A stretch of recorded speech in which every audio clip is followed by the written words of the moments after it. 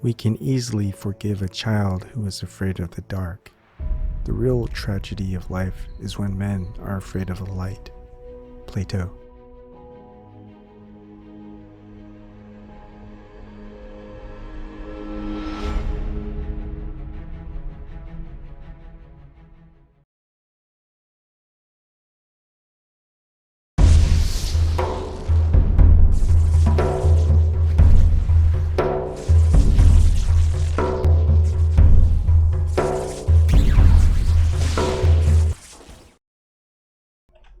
Good evening. I can hardly believe it's Friday, but it's Friday.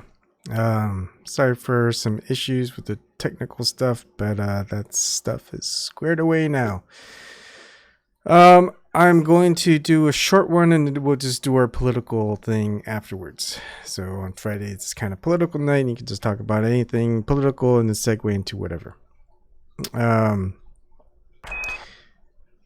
What I wanted to revisit was something I did a long time ago.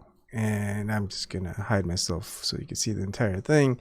And we can enlarge it. So basically, a long time ago, I was just wondering, hey, 360 degrees is just a full, complete circle. It's not an elliptical orbit. It's a full circle is 360 degrees. That's it. 360 degrees. Easy. And then we look back towards two ancient calendars. The Maya calendar, it used to be 360 degrees. And you would think, or 365 days in a year. Same thing with the Egyptian calendar.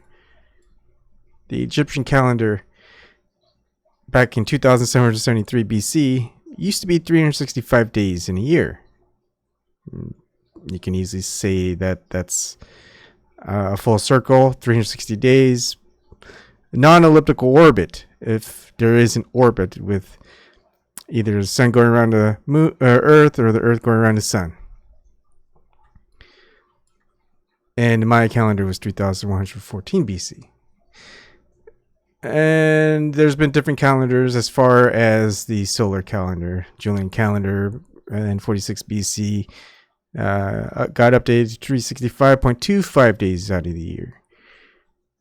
And then Gregorian calendar in 1582 AD, 365.2425 days out of the year.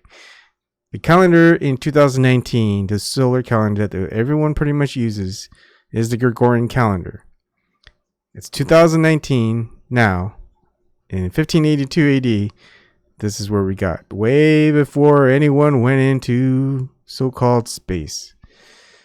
And yeah, I did this last year in 2018. Johannes Kepler, Law of Ellipses, 1609 AD. It wasn't until 1609 AD, Gregorian calendar, 365.2425, in 1852 AD. Before Johannes Kepler, Law of Ellipses, we knew, everyone knows a full circle is 360 degrees. So if we're having days out of the year that's not 360 days out of the year, then, well, everyone should know that we have elliptical orbits. Something is going around not at 360 degrees.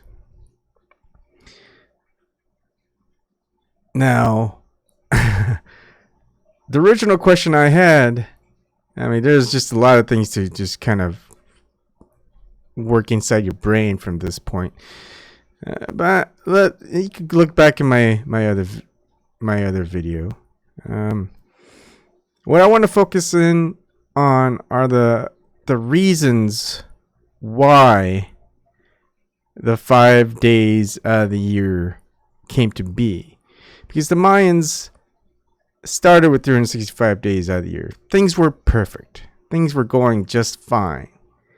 And then somehow the days became 365 days out of the year.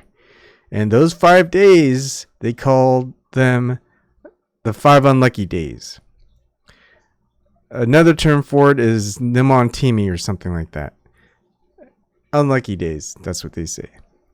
Now, if you go to the Egyptian calendar, things were perfect at 360 days a year, full circle.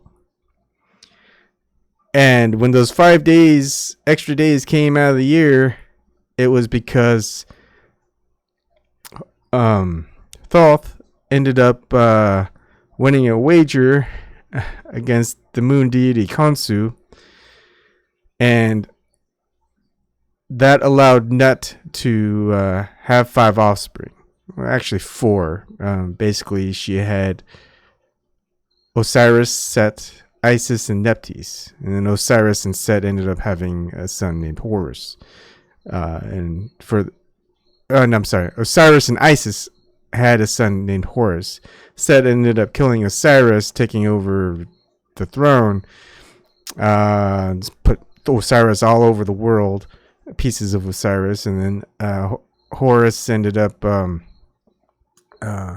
Isis was powerful, so she got Horus to challenge Set, and in the meantime, she ended up gathering all the pieces of Osiris and reviving him and resurrecting him, and he ended up going back into the underworld. Anyways, ancient Egyptian mythology. Go ahead and revisit. It's fun stuff. Now I'm gonna go to Wikipedia and things like that, and you can find this stuff. I mean, it's pretty easy. Mayan calendar, it's hard. If you can find a reason why those 5 days are called unlucky, let me know. It's kind of a lot of digging. It's not going to be found in very public circles. Now, in the Wikipedia with the Mayan calendar, you can see here that the Wayeb are the 5 unlucky days. Now, if you ask in Google, why are 5 Mayan days unlucky? And again, I'm just going to go into Mesoamerican calendars. 5 unlucky days you'll find here. The 5 unlucky days were called Nemontemi in Mexico. I don't know if I'm pronouncing that right. Most believe them to have come at the end of each year, but since we do not know when the year started, we cannot know for sure. We do know that, though, that in the Maya area, these 5 days, called Wayeb in Maya, were always very last days of the year. The Nemontemi were seen as the useless days, or the days that were dedicated to no gods, and they had prognostic power for the coming year. Therefore, people tried to do as little as possible on these days, and a person who was born during the Nemontemi was considered unlucky. So I Google Nemontemi. What is that exactly? There's a lot. I've got a couple here. 4. I'll start with the Aztec calendar on Britannica.com. And let's see, where does it start? All right, here we go. The civil year was divided into 18 months of 20 days each, plus an additional 5 days called Nemontemi, and considered to be very unlucky. Again, as in the Mayan calendar, the Aztec ritual and civil cycles return to the same position relative to each other every 52 years, etc. That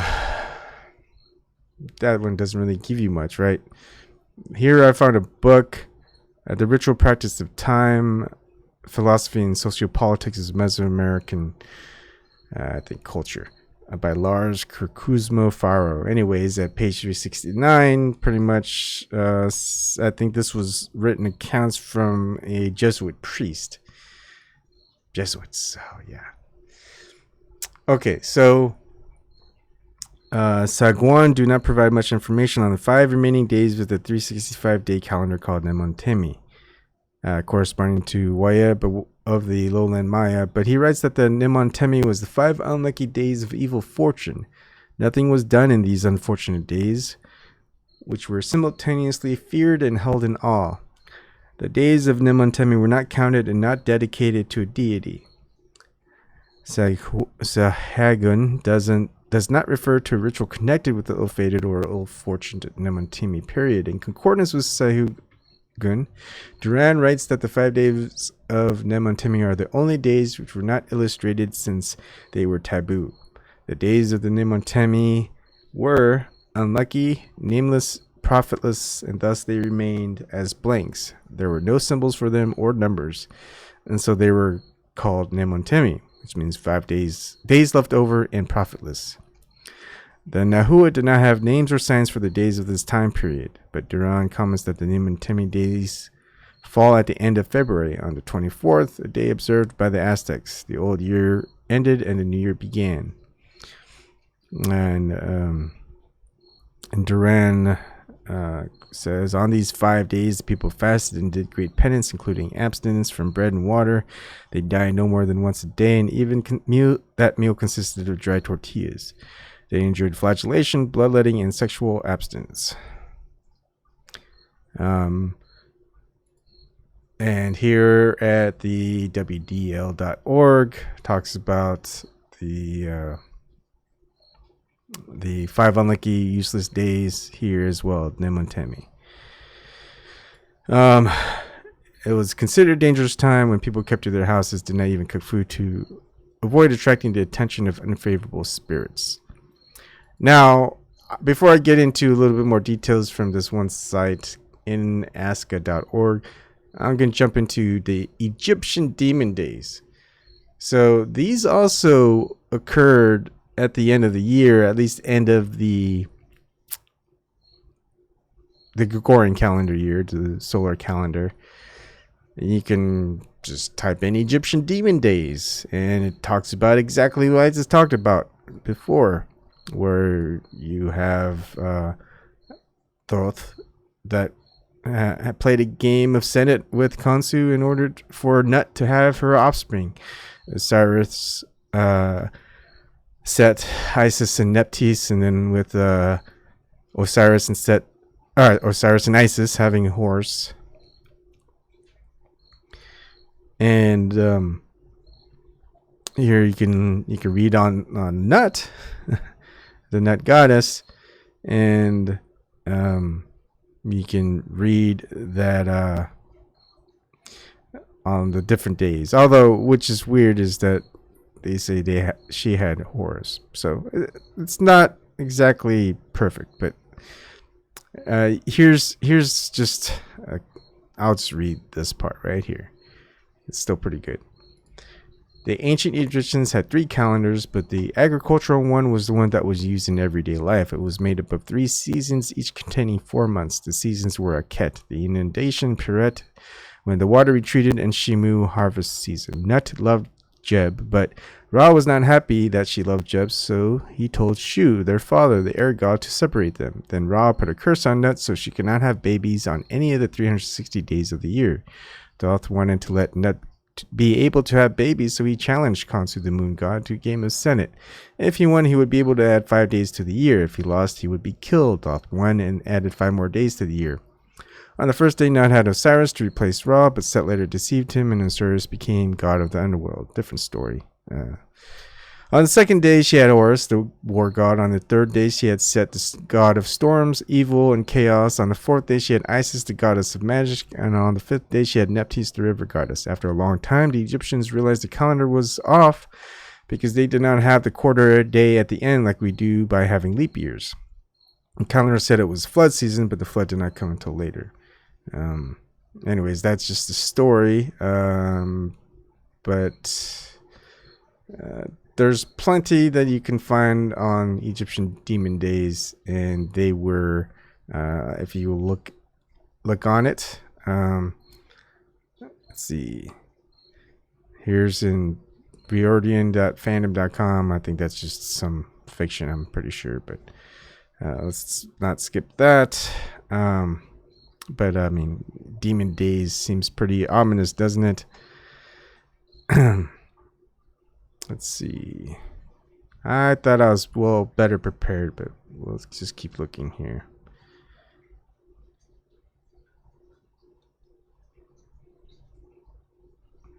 Oh, there's that. Huh. Well, I would say that if you look around, those days are not days to be really celebrated. I think it's very similar. Okay, here we go. Oh, this is Kane Chronicles. I think that's another fiction or something. Bad Luck Demon Days. But let's see. Let's have a different one. Egyptian 5 extra days. Good or bad?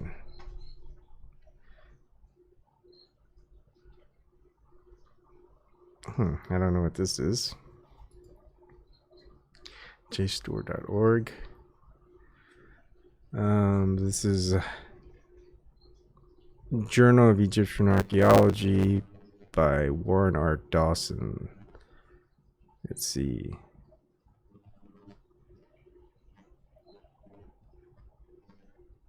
Does it say anything? Epigogimal days. Let's see. They don't. So let's see.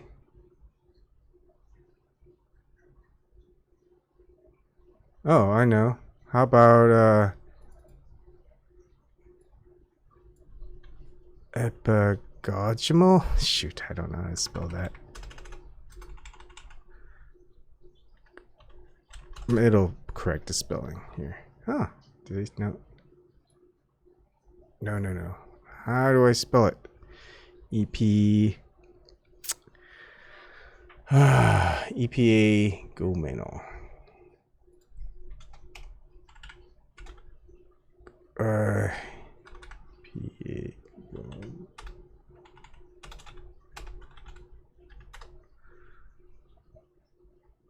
Yeah.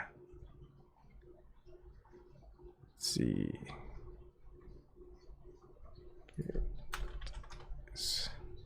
I was looking this up a while ago, and you're gonna have to bear with me.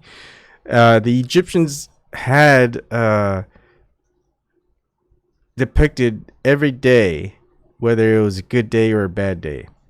I don't know. I think that might be the same thing for the Mayans. I'm not exactly sure, or I might be confusing them all. So again, you're probably gonna have to go look a little bit more. But basically, it depends on what you think, whether Demon Days is good or bad. Rest days. Maybe they're called rest days. Here's something by Hutton Webster, PhD. Let's see.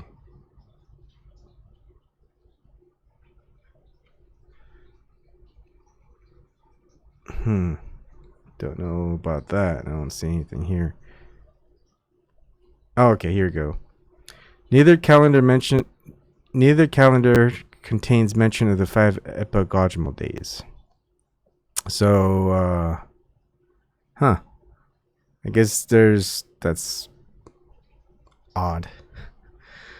People have been looking into it, but I mean, the Mayans thought it was bad, and then there's different accounts. Whenever I look at the Egyptians, those 5 days, one says it's good, the other says it's bad. Some they don't even say anything.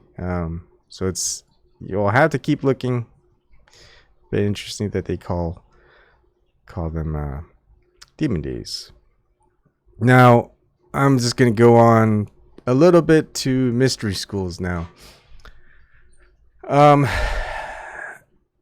We're gonna go into Sabbateanism and what the Sabbateans was Sabbatai Zevi. He was a Jewish rabbi who claimed to be the Jewish Messiah in 1666. What's interesting here, it was to make it brief. What it was saying, hey, look, if we want to make sure that God comes and writes everything, What we got to do is do a bunch of bad stuff, so that their God will come and fix everything up. That was the thinking. That was his proclamation. There's a lot to go into. I'll probably dedicate an on topic about Sabbateanism and Sabbatai. There's just a lot to go over. But basically, it was to invert all that was good in the world and invert it, make it bad. Do all the bad stuff rather than do all the good stuff and live good. You want to live bad, and thus you'll get God to come. It's kind of like how the what's the religion called? This very, very it's a Christian denomination, but basically what they're doing is they're putting a lot of money over towards Israel. And these are Christians, mind you, giving a lot over to Israel, and I think they're even giving money to the Muslims, whether it's in Iran or Saudi Arabia or whatever. And what they're trying to do is get them to be powerhouses, therefore that they'll make the end times come, and thus God will save them. They don't. The idea isn't to live righteously, and thus when you die or whatever, you ascend to their heaven. It's to force prophecy to come true. Force it so they force God to intervene and finally clean house. It'd be like your kids. You're not paying enough attention to your kids, and your kids go, oh yeah, well, I'm gonna go out and have sex with random people and do drugs and blow shit up with guns and grenades. And then, you finally pay attention and go, all right, let's see what's going on here. Or you're gonna be like, what the heck just happened to my kids? I'm leaving. I'm out of here. Those are a lot of different choices, but the thought is, right, let's create some chaos. Therefore, God could come and create order. And what we're seeing now is a bunch of inversion. Everything is inverted and perverted. I mentioned that quite often. And what's interesting with when you look into mystery schools, because looking into mystery schools is difficult. The reason why it's difficult is they're mystery schools for a reason.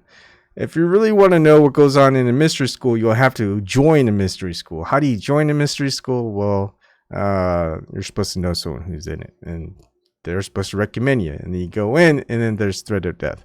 So I'm pretty sure that when you also get in, not only is there a threat of death, but also you're probably given or providing them with evidence to use against you if you decide to leave. You'll find it in Nexolum, you'll find it in whatever that cult was, you'll find it in a whole bunch of cults, cults, occults, mystery schools, things that aren't just known to everybody. And thus, so it is difficult to study them. But one thing that we can know with mystery schools having existed for a very, very, very long time is that, well, what do? They keep things a mystery. Why would they keep things a mystery? Why would they keep things a mystery to everyone else out there that's not in that school, but allow it to be known to everyone who joins? And when you think about all the prophets that are out there, they don't share their knowledge, their wisdom to just certain people. They share it to everyone. So when you think about mystery schools and they're telling you, hey, join us, you can achieve enlightenment because we'll tell you all the secrets of the universe. I don't think that's it, because I don't think they'll get to be that. They won't get there by keeping all the secrets of getting people to understand things by keeping it secret to everybody. Now, what ends up happening is they want the best way to keep people away from looking into certain things that will help them isn't to make it a mystery, because people will want to look into the mysteries, but people know that mystery gives curiosity, and therefore these mystery schools create mysteries. They're mystery schools. Doesn't that make sense? So simple. But for the stuff that they don't want people to know and understand, they start making it evil, satanic. People will just be like, "Oh, no." They'll do the sign of the cross with their fingers. They'll be like, "No, that's just the cross sign with their fingers over their body, head and body, and all that stuff." They'll be like, no, this stuff is evil, satanic, all this other stuff, and we got to keep away from it, because then we might go to hell or something like that. Yeah, that's just kind of the whole thing. What's the best way to get your kids to stay away from something? It's to scare them of what's going to happen. They're not going to come anywhere close. It's the same thing for the masses. For ordinary people, you want them to stay away? Well, tell them that something scary will happen if they try to understand it or know it or just even come close to it. So therefore, a lot of the stuff that you will need to look into to understand, you can look into some dark stuff, because a lot of the stuff is hidden there. And a lot of the mystery stuff, where the rabbit holes and things like that, created by mystery schools. And the stuff that's easily found, that's out there, that's inverted, just think of the worst.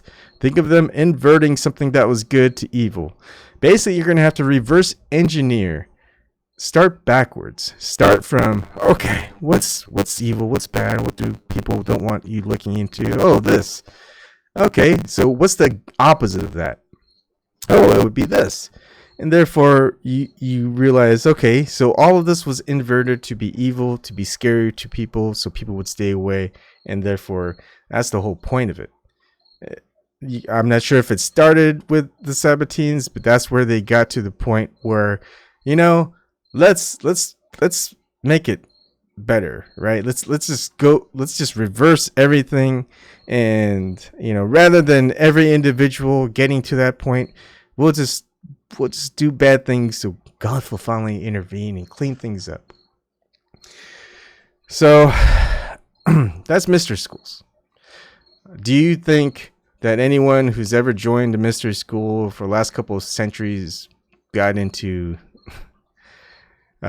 being a prophet or some form of ascension or enlightenment or something like that? No. So what do they do in there? Well, they've got knowledge that's hidden from the masses. That knowledge has some interesting results, let's just say that. And those interesting results are going to be used on the people to control them in some form or some fashion. And the more that you prevent people from how to free themselves, that just seems like an easy way to put it, is to keep them away from this knowledge that they have. And they can use this knowledge because they know that they can't free themselves of it. They've enmeshed themselves. Once they join the mystery school, it's too late. They've enmeshed themselves into a dead end. But what was it? What's that what's that saying? I'd rather be something like I'd rather be a somebody than a nobody type of thing. I'll try to look for that quote. Rather rule. Oh yeah, there's two of them. There's rather rule in hell than serve in heaven. That's one quote, right? There's the other quote where very similar. I'd rather be a somebody. No, I'd rather be a somebody than a nobody. There we go. I'd rather be a fake somebody than a real nobody type of thing. There's various interpretations of that saying. For some reason, my chat is not working. I don't know if no one's chatting or something is wrong. So we'll just see about that. You know, I guess I could chat and see if anyone, if it is working or not. Yeah, it's working. I guess people just aren't chatty tonight. Anyways,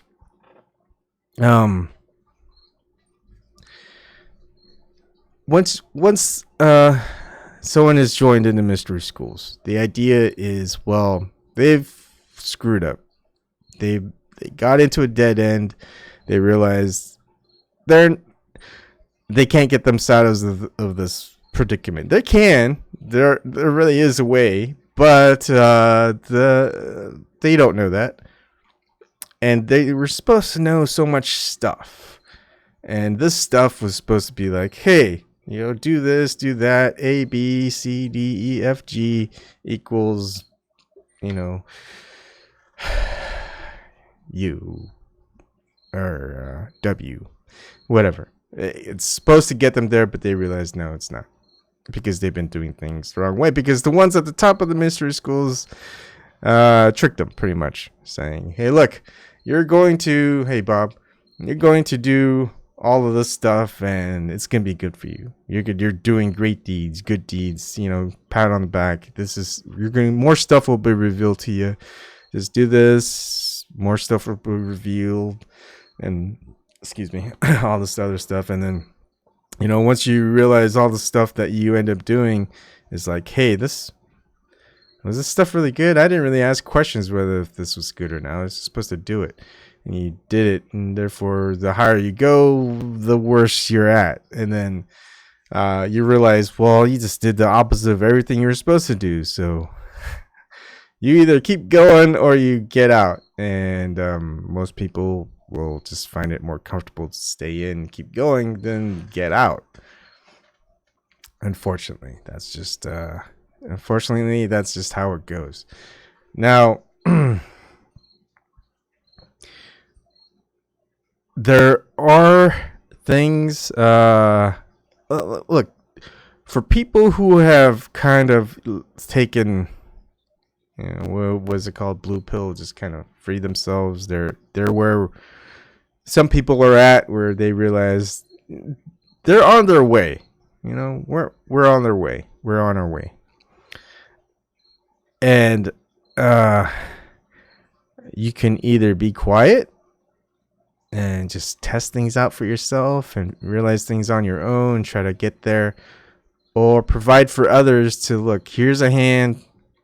If you want to just kind of know how I've been getting somewhere, well, here's how.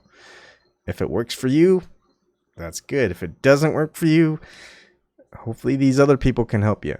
You know, it's all about helping each other, really. And when everyone leaves here, meaning how can I say it? Well, let's just say here. When everyone leaves here, there's nothing to rule. There's nothing to manipulate. There's nothing to have mysteries for. People can see past all these mysteries and weird things going on and go, well, I don't need to focus on all that stuff. No, I just focus on what's in front of me, what's right there. It's perfectly obvious now. I mean, it wasn't before. It took a while.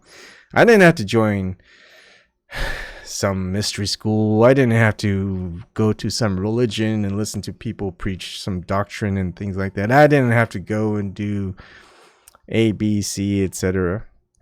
I just had to do what I had to do. And that was, well, simply understanding. Understanding. That's it. Understanding. It's just knowing how things are by knowing what things aren't. And is everything around you how you perceive it to be, or is everything around you how it is? And if you're perceiving it to be, why are you perceiving it in a certain way? When it's easily right in front of you, you can see that you don't have to have someone go, hey, look over here, this is this. Hey, look over here, this is this. Hey, look over here, this is this. And you go, well, what is this? Oh, that is blah, blah, blah. When you can easily see for yourself and know what it is, you know, why are you asking someone else? Do they know? How do you know they know? Can they explain it to you so how they know for where you can deduce it the same way?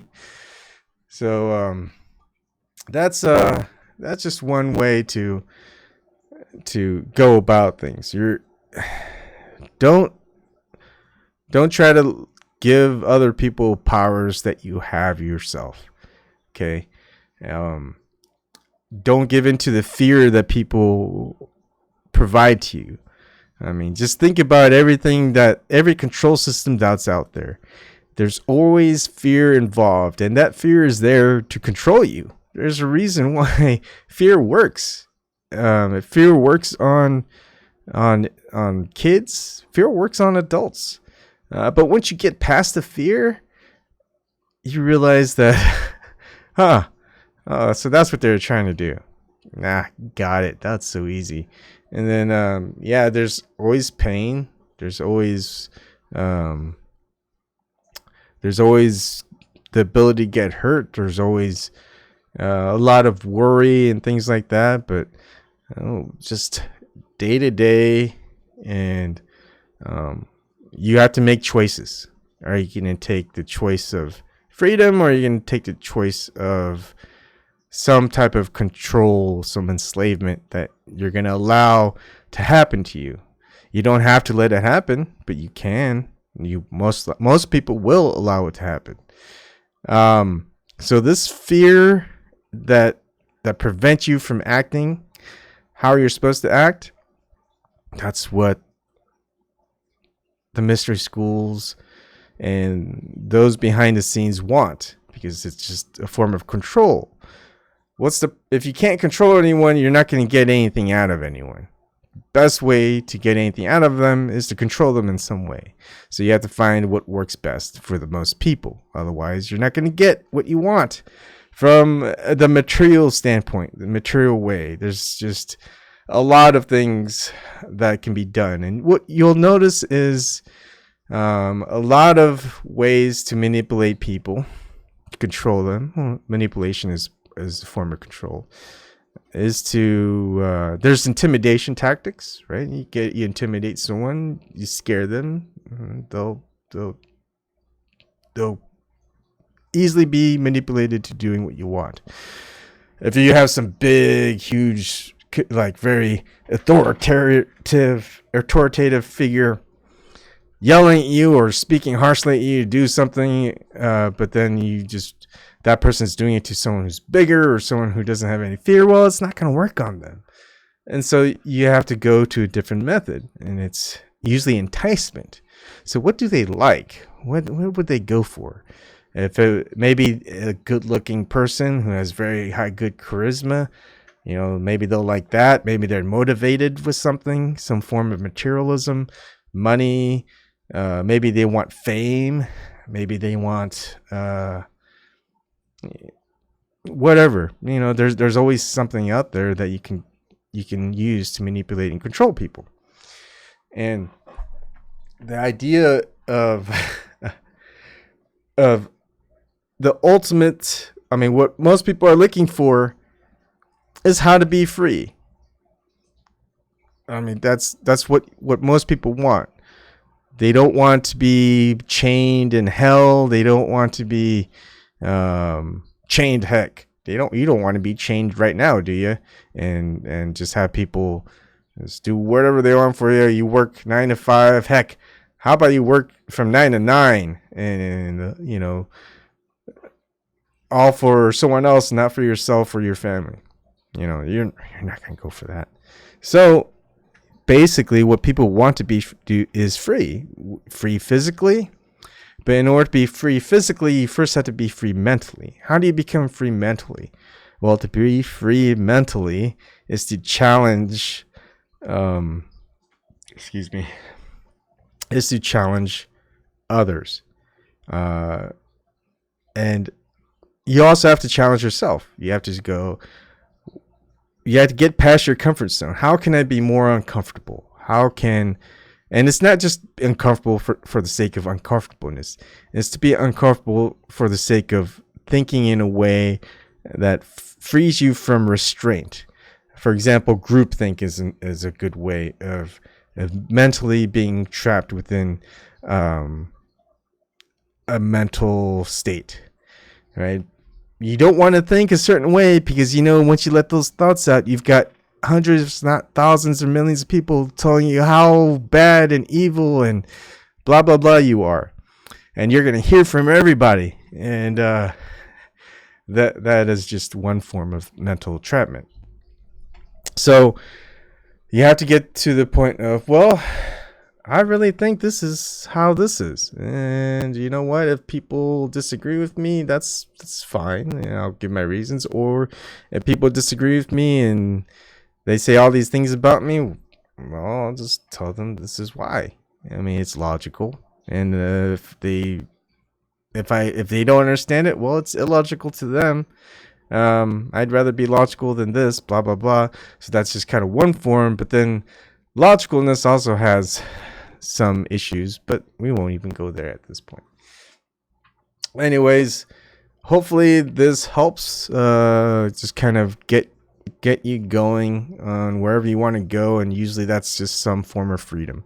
It's going to have to start in your mind, the way you act, and then it will get towards the physicalness. And then you'll realize during this period that once you're at that point, no one's going to want to control you because they don't know how. They may try to do that with affecting those around you. That may be the only result. But then there goes, well, who wants to do something evil to do some good, in which they don't think is really necessarily good anyway? So who wants to do evil to do more evil? And therefore they're just kind of hurting themselves. And when you realize at the end of everything, if the world ended tomorrow, blah, blah, blah, right? You, your family, your friends, everyone's gone. None of the stuff that happened materially really matters. As far as what you do to someone else, now that isn't material. That's I don't know what that term would be. Metaphysical, I guess. So you just got to keep that in mind, is when you're affecting someone else and things around you, there's physical aspects to it, but then there's the other consciousness of it. So if you want to do something bad to somebody else, you're going to find some consequences of that returning to you in your mental state, your physical state, and your consciousness state. And you're going to realize, whoa, boy, that was not a good thing to do. And some people don't realize that. They realize it probably too late, unfortunately. But at that point, you just have to keep striving to do as much as you can to undo that in some form or way. Just detach yourself from it and just try to make sure that you can do things to improve others. Just to improve others, really, because there's nothing else you can do. You're again at a dead end type of thing. But that doesn't mean you can't help others. The best way to help yourself is to help others, not to help yourself, but to help others so they can help themselves and things like that. It's very, very interesting. I think that's what a lot of people try to showcase, but it's just hard to put in words. There's just always reason why and why and why. Basically, it's I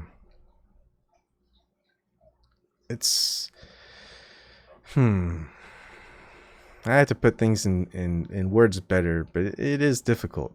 It's like you can try to take advantage of someone, right? Say you're out fishing. All right, say it's just what happened a couple of days ago. I'm out fishing. I catch fish. I don't want the fish. I was going to put them back. But these other fishermen who aren't catching anything, rather than toss it back, they're not catching anything. So I ask them, would you like the fish? And they go, yeah. So they take me every time. And I go, no problem. But they didn't have to. I didn't have to ask them if they wanted it or not. And they could have asked me if I could give them the fish, and that'd be fine for them too. But sometimes they won't ask.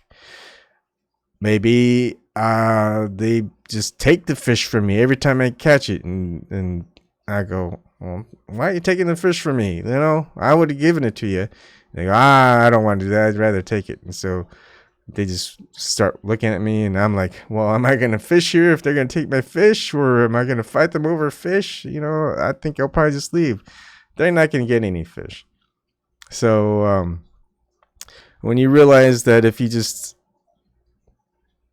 help others, maybe they'll help you in return. Look, they gave me a drink. It's like, I didn't ask for a drink.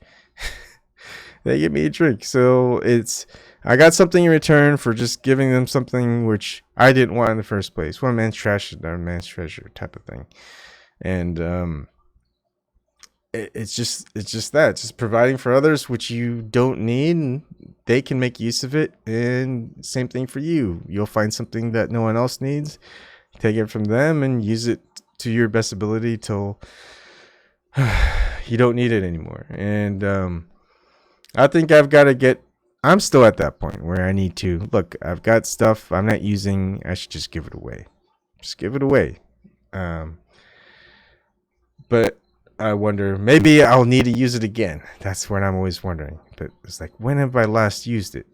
So if I haven't used it in a long while, am I really using it? Let's keep things in that perspective. Not everyone's there yet, but the idea is to get to that point.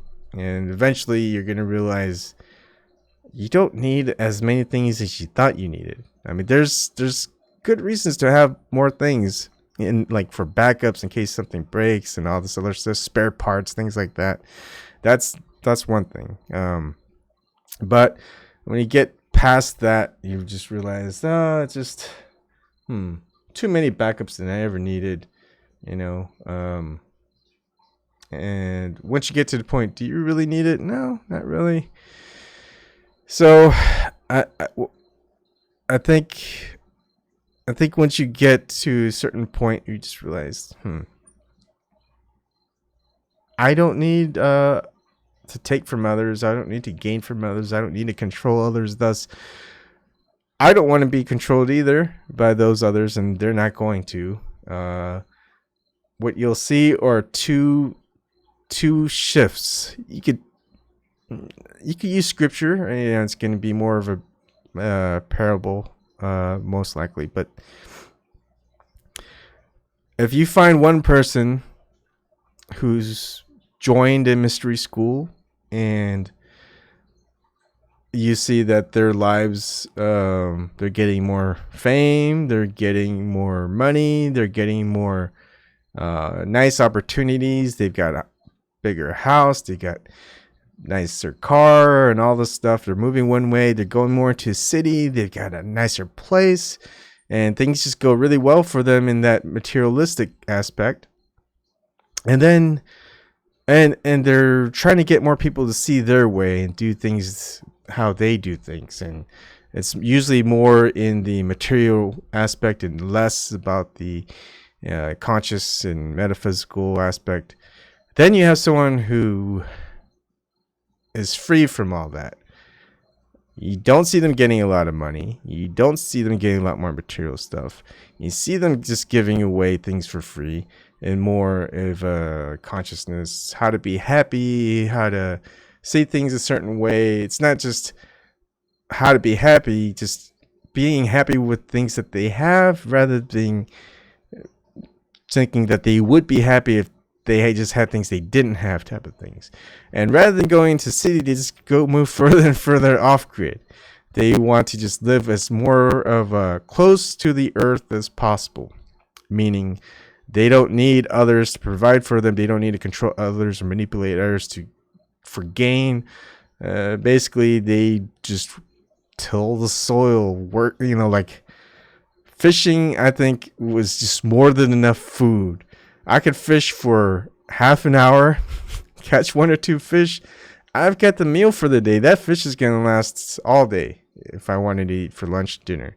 And, if we were able to get like a crop system going indoors and outdoors all year round, we would be able to get certain types of food, or have more stuff growing during the growing season and being able to store it for before the next season of growing things. So we were basically set. We've got food, we've got water, we've got air to breathe.